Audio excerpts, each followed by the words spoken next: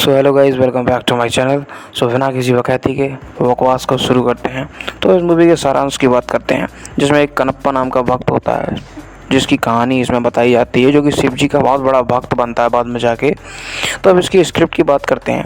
एक गांव हुआ करता था। उस गांव में कई कबीले हुआ करते थे, और वो लोग कबीले के लोग थे, वो शिवजी और माँ काली की बहुत पूजा किया करते थे। तो कहानी की शुरुआत होती है बचपन के साथ, जिसमें इस मूवी के लीड एक्टर जो दिन्ना का किरदार करेंगे, तो वो दिन्ना और उसका एक दोस्त होगा जिसका नाम केतु था। वह खेल रहे होते हैं, तभी एक नींबू जाके दिन्ना के दोस्त केतु में जा लगता है। तो बात करें कि आखिर ये जो नींबू है वह कहाँ से आया, तो दिन्ना के कबीले वाले माँ काली की पूजा कर रहे थे, और उनकी परंपरा चली आ रही थी कि माँ काली को किसी की बलि देने से हमारी रक्षा करती हैं वे। तो इसमें ट्विस्ट ये था कि बलि किसकी दी जाए। तो ये एक नींबू को ऊपर की ओर फेंकते थे, और वह जिसमें भी जाकर गिरता था तो उसकी माँ काली को बलि दी जाएगी। तो आखिर में जो नींबू दिन्ना के दोस्त केतु में लगा था, तो बलि दिन्ना की ही दी जाएगी उसी के तहत। और केतु जो है दिन्ना का जो है जिगरी यार था, तो उसकी बलि होते को देख वह माँ काली या शिव जी की मूर्ति से नफरत करने लगता है हमारे दिन्ना जी। और दिन्ना आगे कहता है कि यदि ये मूर्ति भगवान होती तो वह किसी की जान क्यों लेते। इसी बात को लेकर वह भगवान से नफरत करता है और पत्थर कह के बुलाता है। इसके बाद अगले सीन में दिन्ना अपनी माँ की कब्र के पास जाकर रोने लगता है। तो पता चलता है कि दिन्ना की माँ जो है मर चुके हैं इस मूवी में। दिन्ना के जो पिता हैं उनका नाम जो है नथ नायडू है, जिससे वह अत्यधिक प्रेम करता है इस मूवी में। फिर अगले सीन में 25 साल आगे का दिखाया जाता है कि 25 साल एकदम से आगे हो जाता है इस मूवी में। तब दिन्ना जो था वह बड़ा हो चुका था, और वह अपने कबीले वालों के लिए रक्षक बन गया, लेकिन अब भी वह भगवान से नफरत ही करता था।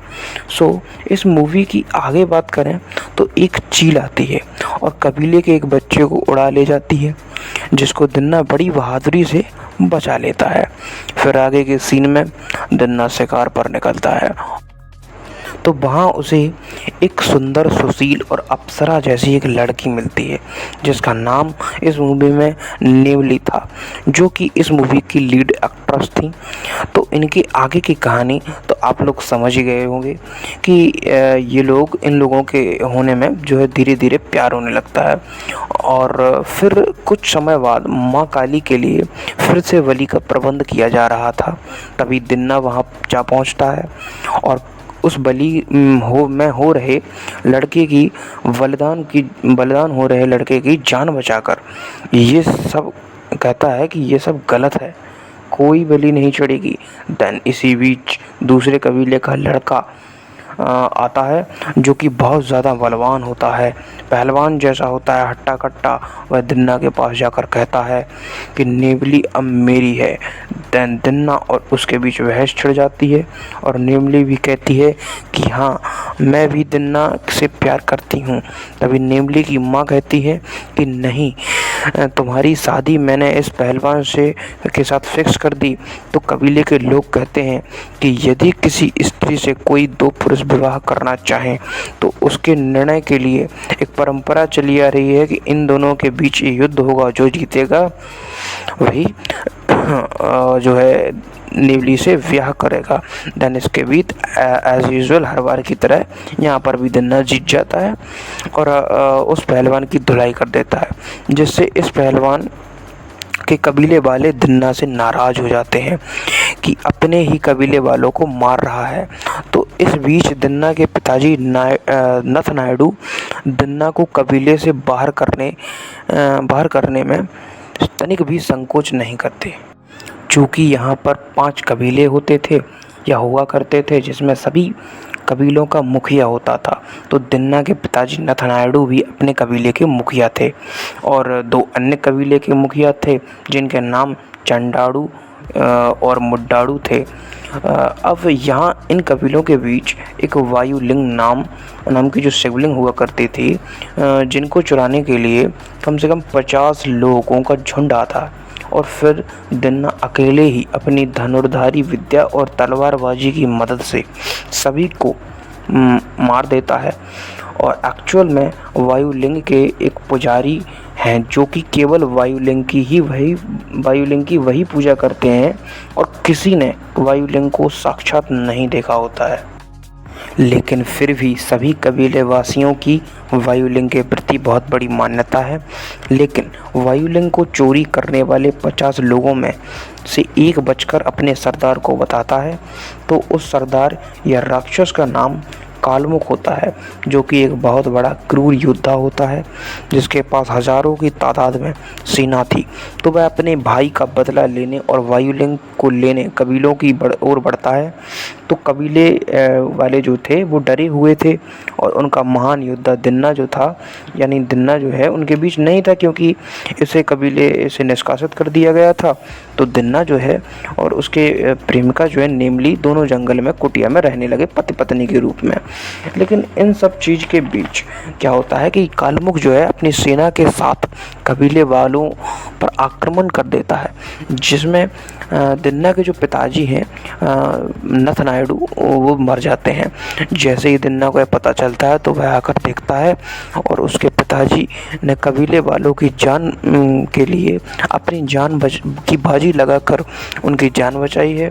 देन दिन्ना ठान लेता है कि मैं यानी दिन्नाडू ये प्रतिज्ञा लेता हूँ कि जब तक मैं कालमुख का मुख धड़ से अलग नहीं कर देता तब तक मैं मेरे पिताजी की चिता को आग नहीं दूंगा। तो दिन्ना यानी दिन्नाडू युद्ध की घोषणा करता है और उस युद्ध में दिन्ना अपने पिता का बदला लेते हुए कालमुख को मार देता है। फिर इसके बाद दिन्ना कबीला छोड़कर अपनी पत्नी नेमली के साथ अपनी कुटिया में रहने लगता है। फिर इन सब के बीच एक सीन दिखाया जाता है जिसमें शिवजी, जिनका अक्षय कुमार जो है रोल कर रहे हैं, किरदार कर रहे हैं, और पार्वती जी दिखाई देते हैं। तो वो लोग आपस में यानी कि शिवजी पार्वती जी आपस में बात कर रहे होते हैं कि दिन्ना जो है यह आगे चलकर बहुत बड़ा भक्त, शिव भक्त बनेगा। धन पार्वती जी शिव जी से कहती हैं कि वो कैसे, ये तो भगवान को मानता तक नहीं, फिर कैसे। धन शिव जी भी पार्वती जी को एक स्टोरी के माध्यम से बताते हैं कि धनुर्धारी दिन्ना और कोई नहीं, पिछले जन्म में अर्जुन था जो कि घोर तपस्या के बाद मुझसे कहा कि मुझे मोक्ष चाहिए। तो अर्जुन यानी दिन्ना को ये वचन देता हूँ कि अगले जन्म में तुम्हें मोक्ष की प्राप्ति होगी। सो दिन्ना का इसके बाद में ये दूसरा जन्म होता है। अगले ही सीन में दिखाया जाता है कि कुटिया में रह रहे दिन्ना और उसकी पत्नी नेमली, जो कि शिवरात्रि उपवास थीं और वह पूजा पाठ कर रही थीं। तभी दिन्ना कहता है कि ये सब ढोंग क्यों लगा रखा है, कोई शिव नहीं केवल पत्थर है। जो नेमली नाराज़ हो जाती है यह सुनकर, और इसके बाद दिन्ना जो है वह शिकार के लिए निकल पड़ता है। तो नेमली गुस्से में कहती है कि हाँ तू जा, तुझे एक भी शिकार नहीं मिलेगा। आज शिवरात्रि के दिन तू उपवास की जगह मांस खाएगा। तो आगे चलकर दिन्ना को सच में कोई शिकार नहीं मिलता और वह रुष्ट होकर एक जगह सो जाता है। तभी एंट्री होती है प्रभास की, जो कि रुद्र का कैरेक्टर कर रहे होते हैं, और वह शिव जी के द्वारा भेजा हुआ एक दूत होते हैं जो कि दिन्ना को सही मार्ग पर लाने का काम करते हैं। और देन वह दूसरे कबीले का पहलवान, जिसकी नेवली से शादी होनी थी या जिसकी नेवली पर बुरी नज़र थी, वह नेवली के पास जा पहुंचता है और उसे मारने लगता है। तो दिन्ना भी उसे बचाने के लिए जाता है और पूरा जंगल छान मारता है, तब उसे नेवली कहीं भी नहीं मिलती। देन इसके बाद वह मन ही मन टूट जाता है, परंतु रुद्र जी दिन्ना से कहते हैं कि एक बार सच्चे मन से शिव जी का नाम लेकर देखो, उनसे मदद मांगो। दिन्ना जैसे ही मदद मांगता है शिव जी से, तो वहाँ एक हाथी दिखाई पड़ता है दिन्ना को, जो कि उसकी पत्नी को वहाँ से लेके आ रहा था। देन ये सब देख के दिन्ना की आंखें खुल जाती हैं और नम हो जाती हैं, और फिर वह ऐसा से भक्त बनता है कि वह बस उनकी ही आराधना में लगा रहता है। उनको भोजन पानी सबका ख्याल रखता है। फिर एक दिन दिन्ना वायुलिंग को मांस का टुकड़ा खिला रहा होता है। तभी वहाँ पुजारी जा पहुँचते हैं और कहते हैं, ये धूर्त प्राणी, तूने कितना बड़ा पाप किया, महादेव मांस खिलाता महादेव जी को। तो दिन्ना कहता है कि लोग अपनी मनपसंद चीज़ शिव जी को ही तो चढ़ाते हैं, तो मैंने अपनी मनपसंद चीज़ जो कि मांस है वही तो चढ़ाई है। देन पुजारी जी और कबीले वालों को बुलाकर दिन्ना की खूब धुलाई करवाते हैं। तो ये सब देखकर वायुलिंग की आंखों में से आंसू टपकने लगते हैं और एकदम से खून भी निकलने लगता है। तो यह सब देखकर सब लोग दंग रह जाते हैं, परंतु दिन्ना सभी को धक्का देते हुए शिव जी यानी वायुलिंग के पास जा पहुंचता है और कहता है कि हे प्रभु, मुझसे ऐसी क्या भूल हो गई, मुझसे आखिर ऐसी क्या भूल हो गई जिससे कि आपकी आंखों में खून के आंसू आ रहे हैं। तभी दिन्ना अपनी एक आंख निकालकर शिव जी को समर्पित कर देता है और फिर अगले ही क्षण वह अपनी दूसरी आंख भी शिव जी को समर्पित कर देता है। देन तब वहाँ पर महादेव पार्वती जी प्रकट होते हैं और दिन्ना की आंखें भी वापस आ जाती हैं और दिन्ना भी भगवान के दर्शन पा लेता है। तो इस प्रकार इस मूवी में एक शिव भक्त की कथा सुनाई गई और अंत में शिव जी दिन्ना को कनप्पा कहकर पुकारते हैं।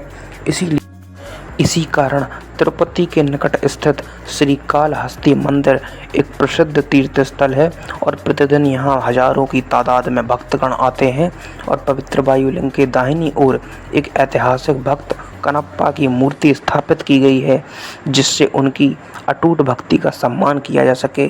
तो इससे साबित होता है, और जो ये असल में ये ऐतिहासिक जो मूर्ति है कनप्पा जी की, वो इसी मूवी पर बेस्ड है। और इस मूवी के लिए रेटिंग की बात करें हम तो 10 आउट ऑफ जो है 7 की रेटिंग देना चाहूँगा मैं। ठीक है, बढ़िया मूवी है, कोई दिक्कत नहीं है। आप लोगों को अगर अच्छी लगे मूवी तो ठीक है, बाकी आपके ऊपर है, सबकी अपनी अपनी अलग अलग सोच होती है किसको कैसी लग रही है मूवी। बाकी मेरी तरफ से मेरी रेटिंग 10.7 की है। और इसके अलावा यदि आपको मेरा रिव्यू अच्छा लगा है तो प्लीज़ मेरे चैनल को सब्सक्राइब कर दीजिए and please like my video and please share my video. So please thank you for this watching video and thank you for this watching video. So goodbye and take care. Well.